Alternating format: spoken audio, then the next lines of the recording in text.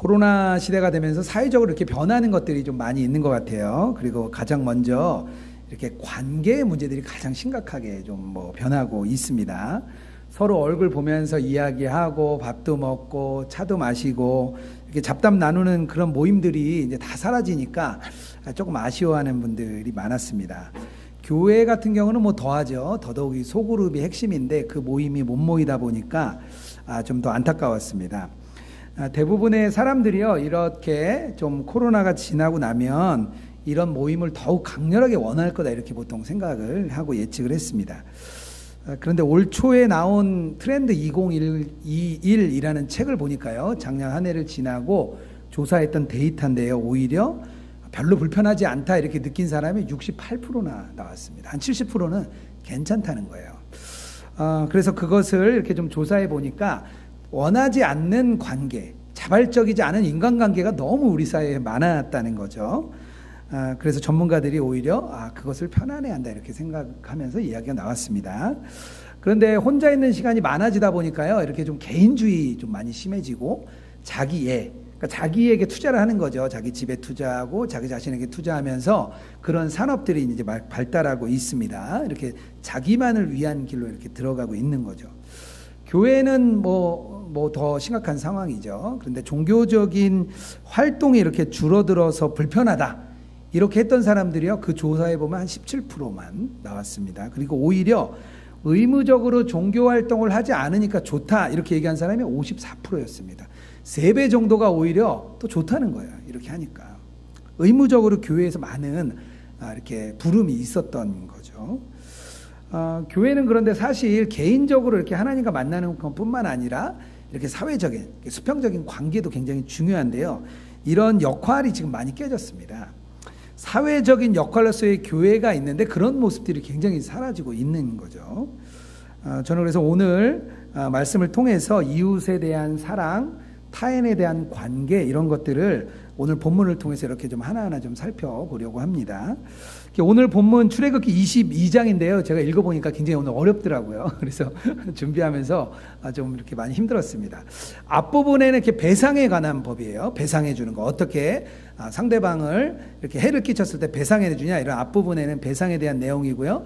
뒷부분은 도덕법에 관한 얘기입니다. 인간적인 관계죠. 어쨌든 앞부분이나 뒷부분이나 전부 다 이렇게 그 관계에 대한 문제입니다. 타인과 이웃에 대한 관계의 내용들로 가득 차 있는데요, 하나님께서는 어떻게 하면 우리 백성들이, 자기의 백성들이 다른 사람과 관계를 맺어가면서 행복하게 살 수 있을까, 그런 취지에서 오늘 본문을 주신 것입니다.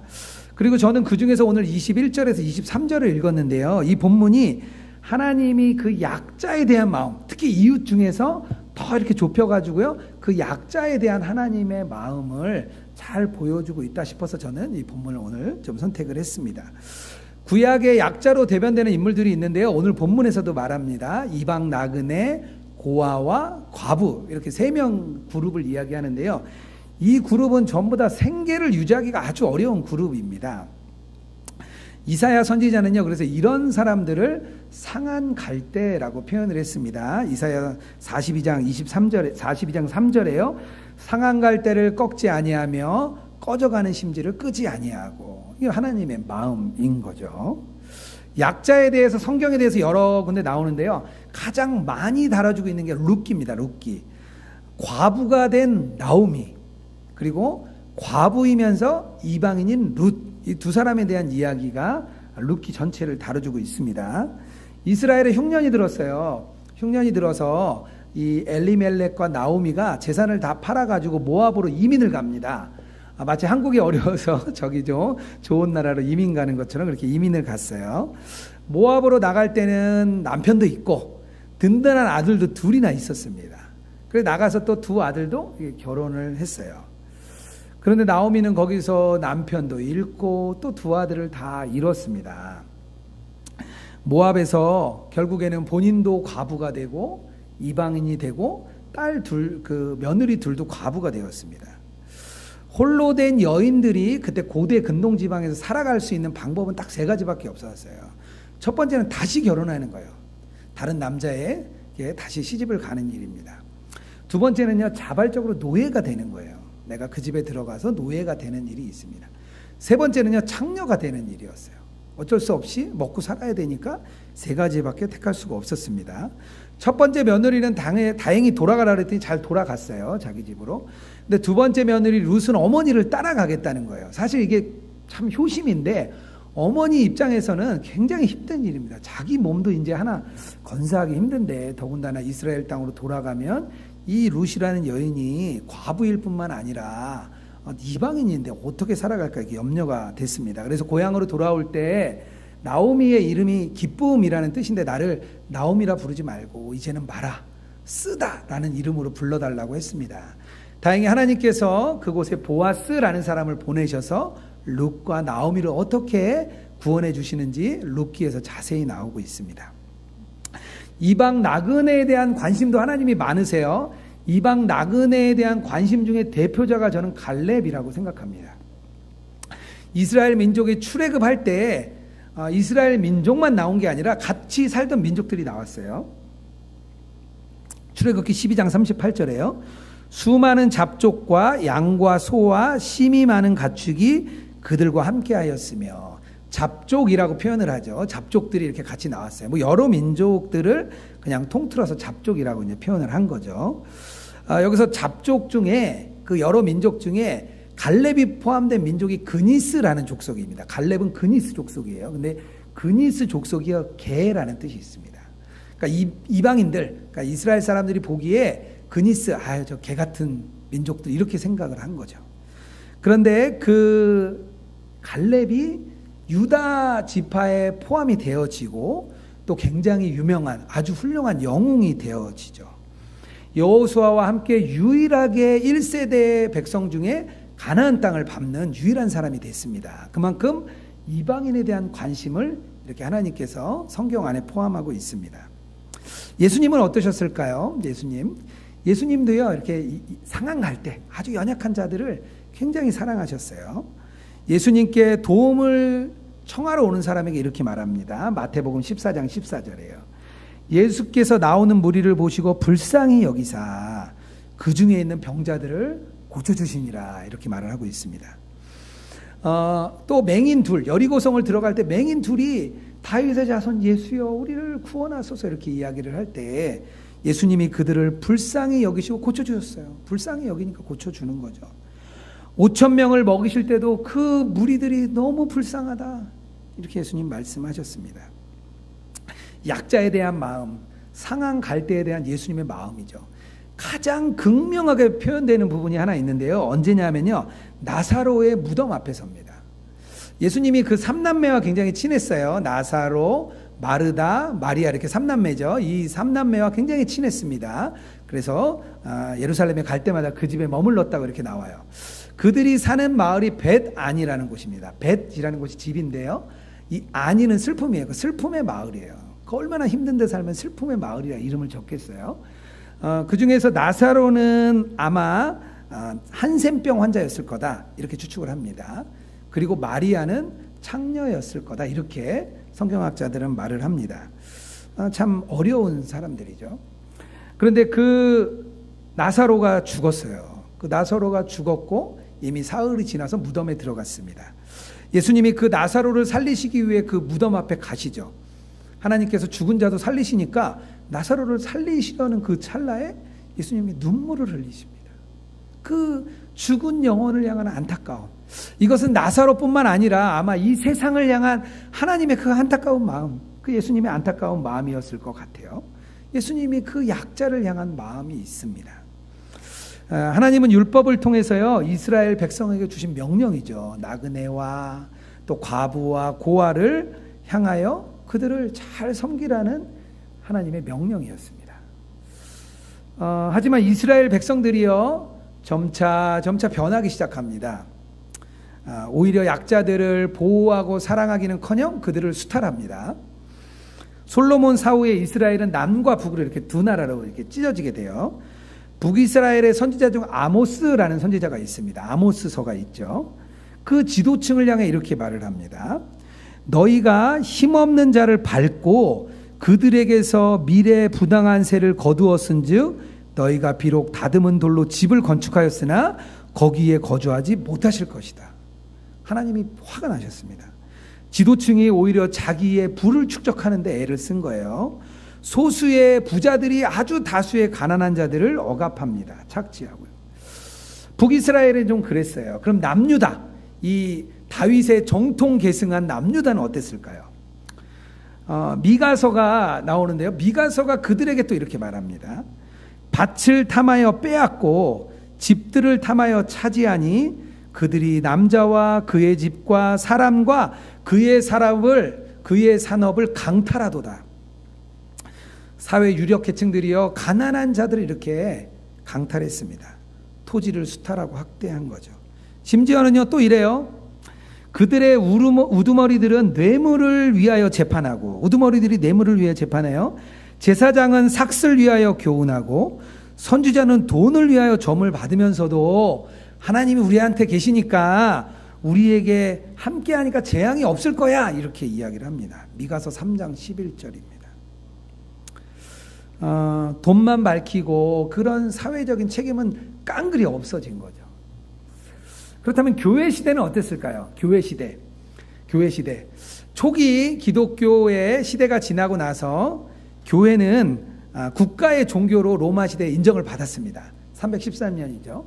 그때부터 교회는요, 아주 승승장구하기 시작했습니다. 교회는 많은 세금의 혜택도 받았어요. 그리고 많은 사람들이 교회에다가 이렇게 자기의 재산을 이렇게 헌납했습니다. 그러다 보니까 교회가 아주 부자가 됐습니다. 그리고 교회는요, 그때 당시에 모든 나라들의 아주 국가 종교였습니다. 왕이 되면 교황에게 와서 자기의 왕권을 인정받을 정도로 이 기독교 사회가 된 거예요. 온 나라가. 기독교 세계관이 딱 지배하던 한 1000년 정도의 세대였습니다. 아마 지금보다 그때가 더 기독교적인 세계였을 거예요. 지금은 우리 기독교인 인구가 얼마 안 되죠. 1095년 드디어 이 유럽 사회가 어떤 일을 결정하냐면요, 우리가 이렇게 기독교 사회가 됐는데 저 예루살렘 땅이 이방인들, 무슬림들이 그 예루살렘 땅을 차지하고 있는 거예요. 그래서 우리가 그 땅을 회복해야 된다. 그래서 1095년 1차 십자군 전쟁이 일어납니다. 그리고 이스라엘을 향해서 흘러갑니다. 예루살렘을 땅을요, 3년 만에 1차 십자군이 그 땅을 이렇게 다시 회복합니다. 아주 기쁜 일이죠. 이슬람을 쳐부수고 이렇게 차지했습니다.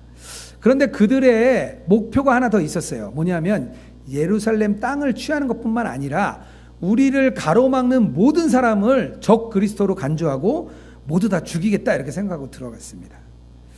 예루살렘을 회복하던 그날 십자군은요, 무려 7만 명을 죽였습니다. 예루살렘 성 안에 있는 모든 사람을 죽였어요. 그 유대인들이 회당 안에 부녀자와 아이들을 이렇게 감췄습니다. 그런데 십자군이 보고요, 그 회당에 불을 질러서 많은 아이들과 부녀자들이 죽었습니다. 하나님께서 나그네와 고아와 과부를, 그 약자를 사랑하는 하나님의 명령에 대한 인간의 답변입니다. 그렇다면 왜 하나님은 왜 약자들을 보호하라고 하신 것일까요? 그 나그네와 과부와 고아를 왜 사랑하라고 하신 것일까요? 첫 번째는요, 가장 가난한 자가 가장 좋은 것을 받아야 마땅했기 때문입니다. 요르단 서쪽에 보면요, 성가족병원이라는 병원이 있습니다. 그러니까 산부인과인데요, 병원의 대부분의 사람들이 선교사님들로 이루어진 그런 병원입니다. 이 산부인과가 아주 좋은 시설을 갖추고 있어요. 거기에 오는 아이들이 버려진 아이들인데요, 이슬람에는 아주 가부장적이고 금욕적인 사회다 보니까 미혼모가 낳은 아이를 이렇게 버리는 일이 많아졌습니다. 그래서 그 버린 아이들을 데려다가 그 병원에서 잘 보살펴서 그 아이들을 다시 살려내는 그런 역할을 했습니다. 그런데 이 팔레스타인 지역이다 보니까 아주 정치적으로 아주 민감한 지역이잖아요. 그러다 보니까 정치적인 문제가 생길 때마다 그 병원에 대한 재정이 계속 끊어졌습니다. 서방사에서의 재정이 끊어지고 팔레스타인 정부에서의 재정이 끊어지는 일이 빈번했습니다. 병원의 대부분 직원들은요, 다음 달에 임금이 나올지 안 나올지 모르는 상태에서 그 사역을 계속하고 있었습니다. 그때 이제 영국에 있는 교회들하고요, 로안 윌리엄스라는 주교가 함께 그 병원을 방문했습니다. 병원에 방문해 보니까 그런 어려운 중에 그 병원에서 그 사역하는 분들이 너무 잘하고 있는 거예요. 자기네들이 보았던 영국의 의료시설 못지않은 일이 거기서 일어나는 걸 보고 참 기적 같다 이런 생각이 들었습니다. 그런데 그 어려운 상황의 이야기를 듣고 이 로안 윌리엄스라는 주교가 그 병원장의 로버트 타바시라는 분에게 물어봅니다. 이렇게 어려운데 왜 병원을 계속 유지하고 계시냐? 왜 이 어려운 상황에 돌아가지 않느냐 얘기했더니 그 병원장이 이렇게 얘기를 해요. 이곳에 이런 시설이 있어야 하는 이유가 있습니다. 그리고 치료 활동을 해야 되는 이유는 그런데 아주 단순합니다. 왜냐하면 가장 가난한 자가 가장 좋은 것을 받아야 마땅하기 때문입니다. 이렇게 한마디를 합니다. 이 말을 듣고 로안 윌리엄스라는 주교가 굉장히 충격을 받아요. 왜냐하면 보통 사람들은요, 이렇게 어려운 상황에 처한 사람들이 좋은 것을 받아야 된다고 마땅하다 생각하지 않습니다. 오히려 그런 어려운 상황은 너희들이 잘못한 거야. 너희들 행동이 그동안 잘못됐으니까 그렇게 어렵지. 야, 그렇게 사니까 어려움 당하는 거야. 보통 사람들은 그렇게 생각을 합니다. 하지만 그들은 가장 좋은 것을 받아야 하는 그런 조건에 있습니다. 하나님께서요, 이스라엘 백성을 택하실 때 그들을 택한 이유도 그들이 가장 연약하고 그들이 가장 작은 민족이고 그들이 노예이고 그들이 압제받는 민족이기 때문에 하나님께서 이스라엘을 택했기 때문입니다. 이스라엘이 바로 그 약자예요. 오늘 21절에 이렇게 말합니다. 너희도 애굽 땅에서 나그네였습니다. 하나님 입장에서는요, 그들이 그런 대우를 받아야 마땅한 입장에 있는 그런 약자라고 생각했습니다. 우리들은 어떨까요? 우리들이 풍성한 음식을 먹고 풍성한 식탁을 누리기 때문에 우리는 약자가 아닌가요? 우리 자신을 돌아보면요, 우리는 죄와 피로 물든 그 세상 속에 살아가고 있었습니다. 죽을 수밖에 없는 죄인, 이 땅에서 잘 먹고 잘 살지 모르지만 나중에 죽고 나서 그 영원한 지옥, 영원한 죽음, 그곳으로 갈 수밖에 없는 그런 존재가 우리였습니다. 그런데요, 하나님께서는 우리를 사랑하셔서 하나님이 가장 좋은 것, 가장 큰 것, 그 예수 그리스도를 우리에게 보내주신 것이죠. 우리가 그럴 만한 자격이 있어서가 아닙니다. 우리가 그럴 만한 행동이 있어서 그런 것도 아닙니다. 우리가 무언가를 가지고 있기 때문이 아닙니다. 사탄은 말하죠. 인간은 그런 것을 받을 만한 자격이 없어요. 그러나 하나님은 말씀하시죠. 그런 인간이 가장 좋은 것을 받기에 마땅하다. 이렇게 말을 합니다. 지난주에 저희가 위지엠에서 선교사님들 대상으로 세미나를 열었습니다.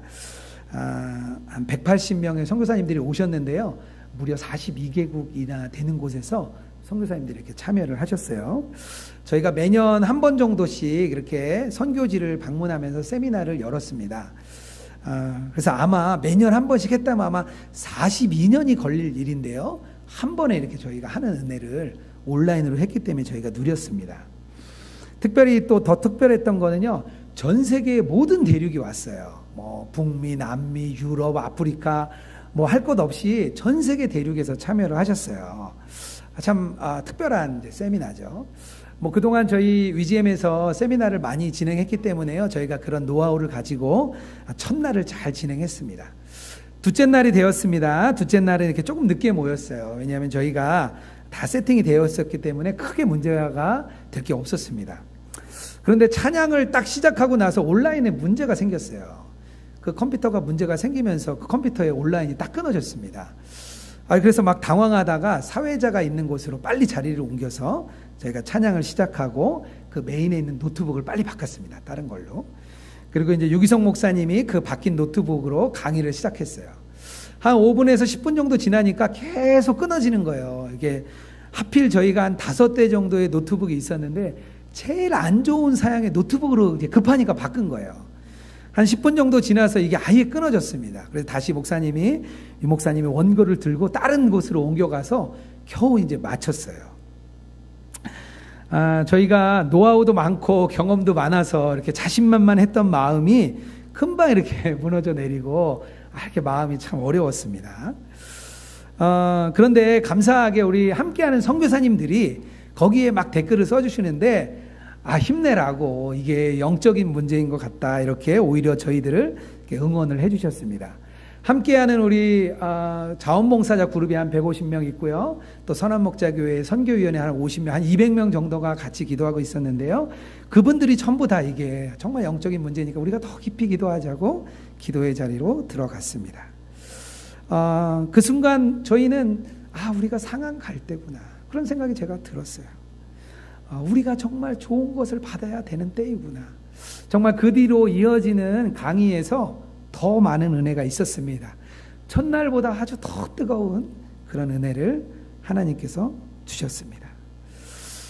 우리 사랑하는 성도 여러분, 자기 자신의 그런 가난함, 자기 자신의 그런 연약함, 그것을 우리가 정직하게 하나님께 올려놓으면요, 하나님께서 우리에게 가장 좋은 것을 허락해 주십니다. 우리가 상한 갈 때가 되기 때문입니다. 하나님은요, 상한 갈 때가 되었을 때 가장 좋은 것으로 우리에게 내려주십니다. 이것을 좀 꼭 기억하시길 주님의 이름으로 권면드립니다. 또 약자를 보호하고 이웃을 사랑해야 되는 두 번째 이유는, 제가 처음에는 사명 때문이다 이렇게 생각을 했어요. 그래서 그렇게 원고를 적고 막 정리를 좀 했습니다. 사명 때문이죠. 하나님이 우리에게 맡기신 사명이잖아요. 그렇게 생각을 했어요. 그런데 이렇게 말씀을 준비하면서 하나님이 저에게 깨닫게 해주신 게 있었는데요. 사명 이전에 하나님은 그 어려운 자들과 함께 있고 싶기 때문이다, 이런 마음을 저에게 주셨습니다. 사명 이전에 하나님이 그 약자들과 같이 있어주고 싶기 때문에 그 마음을 우리에게 주신 거라는 거죠. 누군가의 이렇게 제자가 되면은요, 제자가 되기 위해서는 조건이 하나 있어요. 뭐냐면 그 사람하고 좀 같이 있어야 됩니다. 예수님이 이렇게 제자들을 부르셨죠. 이 땅에 계실 때 그 제자들을 부르셔서 그분과 함께 예수님과 밥 먹고 같이 자고 같이 걷고 같이 행동하면서 예수님을 그대로 배웠습니다. 23절에 이렇게 말합니다. 그들이 내게 부르짖으면 내가 반드시 그 부르짖음을 들으리라. 그 부르짖음을 들으니까요, 예수님이 같이 있고 싶은 거죠. 같이. 마태복음 19장에 어떤 부자 청년이 한 명 나와요. 부자 청년이 나옵니다. 어떻게 하면 영생을 얻습니까? 이렇게 예수님께 물어봐요. 그래도 예수님이 10계명을 이야기하면서 이 계명을 다 지켜 행하라, 이렇게 말을 했어요. 그랬더니 그 청년이 말합니다. 제가 그 계명을 지금까지 다 지켰습니다. 예수님이 아주 기쁘게 보시면서 그렇다면 너의 모든 재산을 다 팔고 나를 따라라, 이렇게 얘기를 해요. 그때 이 부자 청년이 재산이 많음으로 근심하며 돌아갔다, 이렇게 말을 합니다. 성경에는요, 그 뒤로 이 청년이 제자가 되었다는 이야기가 나오지 않습니다. 결국 이 청년은 아마 예수님의 제자가 되지 못했던 것 같습니다. 예수님과 함께 있으면은요, 예수님의 그 모습을 배우게 됩니다. 그분처럼 말하게 되고, 그분처럼 행동하게 되고, 그분처럼 이렇게 사랑하게 됩니다. 예수님이 올라가시면서 성령님을 우리에게 보내주셨죠. 성령님은요, 함께 있는 분, 위로자, 뭐 그런 뜻이에요. 이제는 성령님으로 우리와 늘 함께 계시는 거죠. 그래서 우리가 약자에게 이렇게 찾아가는 것, 그들과 함께 있는 것은요, 예수님이 이렇게 같이 가는 거예요. 예수님의 이름으로 만나주고 예수님의 이름으로 그들과 함께 있어주는 겁니다. 그러면요, 그들 속에 예수님이 계시는 거예요. 제가 지난주에 이렇게 키즈워십 원래 수련회가 있어서 이렇게 코로나 때문에 취소가 좀 됐는데요. 제가 서울의 정동에 있는 곳에 답사를 이렇게 좀 갔습니다. 그곳에 이렇게 갔는데 이화여고에 이화학당 옛 곳, 그곳에 이제 그 박물관이 있습니다. 그곳에 감리교 여성 선교사님 중에요, 메리 스크랜튼이라는 여사가 있어요. 그분이 거기를 이제 세웠거든요. 그분의 이야기를 제가 읽고 참 마음에 감동이 있었습니다. 1884년에 아들 윌리엄 스크랜튼이 예일대를 졸업하고 의사가 됐습니다. 그리고 한국의 첫 번째 의료 선교사로 들어오게 돼요. 그리고 스크랜턴이 미국에 있는 어머니에게 부탁을 합니다. 이곳에 좀 와서 나를 좀 도와달라, 이렇게 얘기를 해요. 그래서 스크랜턴 여사가 미국 이제 감리교 선교부에다 이야기를 했습니다. 그랬더니 선교부에서는 조금 이렇게 거절을 해요. 왜냐하면 남편이 죽고 혼자 과부였어요. 그리고 나이가 많았어요. 선교부에서는 좀 젊은 여성이 가는 게 오히려 사역에 좀 도움이 되지 않겠느냐, 이렇게 이야기를 했습니다. 하지만 이 스크랜턴 여사가 강력하게 주장을 해서요, 한국으로 오게 됩니다. 그래서 이 스크랜턴 여사가 이화학당을 처음 열어요. 지금의 이화여대의 전신이죠. 처음 열고 우리 그 여성들을 처음으로 교육을 시킵니다. 근데 저는요, 이 두 번째 사역, 이 스크랜턴이 하게 된 두 번째 사역에 되게 관심이 있었어요. 뭐냐면요, 약방을 했어요. 약방. 그러니까 시약소라고 하는데요. 윌리엄 스크랜턴이 약을 주면 그 약을 나눠주는 그런 역할을 했습니다. 왜냐하면 그때는 전염병도 많고 병도 많은데 약만 먹어도 나을 수 있는데 너무 많은 사람이 죽는 거예요. 그래서 이제 약국을 이제 한 거예요. 그런데 그 정동이라는 지역은요, 외국인 자치구역이에요. 외국인들이 몰려 사는 곳이다 보니까 이 서민들이 거기를 약을 타러 오기가 너무 어려운 거예요. 그래서 서민들이 많이 찾아오지 못하는 것을 나중에 스크랜턴 여사가 알았어요. 그래서 스크랜턴 여사가 나갑니다. 그 지역을 벗어나요. 그래서 상동으로 가고 아현동으로 가고 동대문으로 이렇게 나가서 그곳에서 약방을 열어요. 약방을 열었습니다. 근데 많은 사람이 반대를 해요. 왜냐하면 그곳으로 나가면 치안도 위험하고 전염병도 있기 때문에 나가면 위험하다, 이렇게 얘기를 하는데요, 스크랜턴 여사는 그곳으로 나갑니다. 왜냐하면 그래야 그 사람들이 약을 타러 오잖아요. 그곳에서 전염병 환자를 만나고 노동자를 만나고 상인을 만납니다. 스크랜턴 안에는 아마 그 선교사님 안에는 예수님의 마음이 있었던 것 같아요. 그들과 같이 있어 준 거죠. 죽으면 대부분 선교사님들이 고국으로 돌아갔습니다. 그 시체가. 그런데 스크랜턴 여사는 이 한국에 남고 싶다, 그렇게 말씀을 남겨서 유언대로 양화진 묘지에 스크랜턴 여사의 그 무덤이 생겼습니다. 저희 집에 에어컨이 없어서 제가 선목의 봉사위원회에다가 좀 이제 부탁을 좀 드렸어요. 그랬더니 이제 지난달 말에 이렇게 봉사위원회에서 와서 이렇게 설치를 좀 해주셨습니다. 근데 설치를 해주러 오신 분 중에 한 분이 이제 봉사위원으로 섬기시는 집사님이 한 분 계신데요. 이분이 원래는 노숙인이었다가 이제 한 10년 정도 교회에 들어오셔서 교회에서 제공해준 형제의 집이라는 곳에 지금도 살고 계십니다. 그때부터 벌써 한 10년째 이렇게 교제하고 있어서 이렇게 오랜만에 만나서 막 지난 얘기도 하고 이렇게 소회를 같이 이렇게 나눴어요. 그분이 이런 얘기를 하시더라고요. 자기가 교회 밥 먹으러 와서 10년째 이러고 있다고 그렇게 얘기를 하시는 거예요. 근데 저는 되게 기뻤습니다. 그러면서 그래요. 자기가 만약에 교회에 들어오지 않았으면 자기는 벌써 술로 죽었을 거라는 거예요. 술을 엄청나게 진짜 죽을 때까지 먹었대요. 그런데 교회에 들어와서 지금도 살아있고, 그리고 봉사를 이렇게 나가면 사람들이 다 고맙다고 얘기를 해준다는 거예요. 그래서 자기가 이게 얼마나 큰 감사인지 모른다, 이렇게 얘기를 하시더라고요. 교회가 그들과 함께 있어 준 거죠. 그렇기 때문에 그분이 지금까지도 교회에 함께 있으면서 오히려 약한 자를 섬기는 자가 되어 있습니다. 지난주에 저희 교회에 장례식이 있었죠. 우리 장례 예식이 있었는데요. 둘째 날 제가 이렇게 가보니까 오신 분들이, 어제 오셨던 분들이 또 오셨더라고요.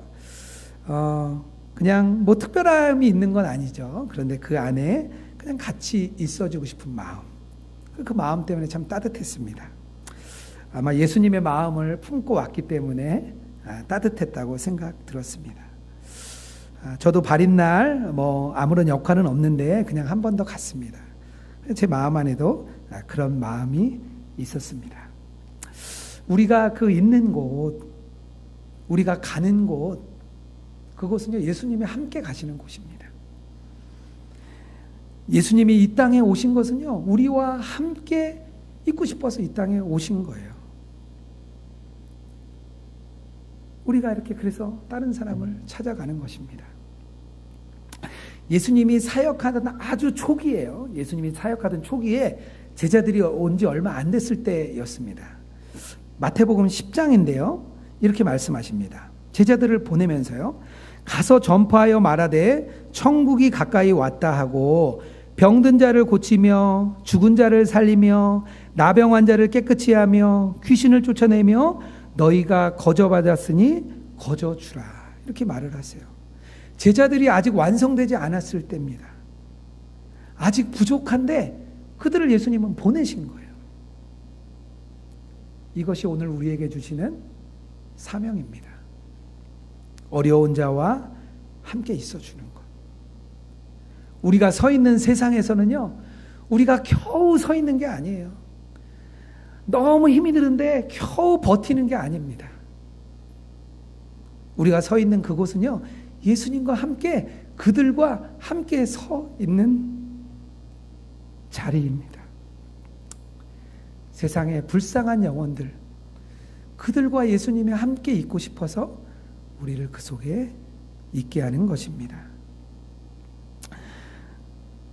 누구와 어느 곳에 함께 있을지 저는 모르겠어요. 아마 우리 여기 있는 분들은 다 다를 거예요. 내가 만나는 사람, 있는 곳이 다 다르리라 생각합니다. 하지만 우리가 그곳에 갈 때 예수님과 함께 가고 그곳에 예수님이 있다는 것을 정말 주님이 알려주고 계십니다. 말씀을 좀 정리하려고 합니다. 우리 사랑하는 성도 여러분, 우리가 상한 갈 때의 마음으로 주님께 나아가야 됩니다. 우리의 연약함, 우리의 약함을 정직하게 하나님께 올려드리면요, 하나님이 기뻐 받으시고 우리에게 은혜를 주십니다. 어려운 자와 함께 있는 것, 그것이 바로 예수님의 마음입니다. 우리가 말씀하시는 그곳, 주님이 원하시는 그곳에 가셔서 그들과 함께 있기를 주님의 이름으로 축복합니다.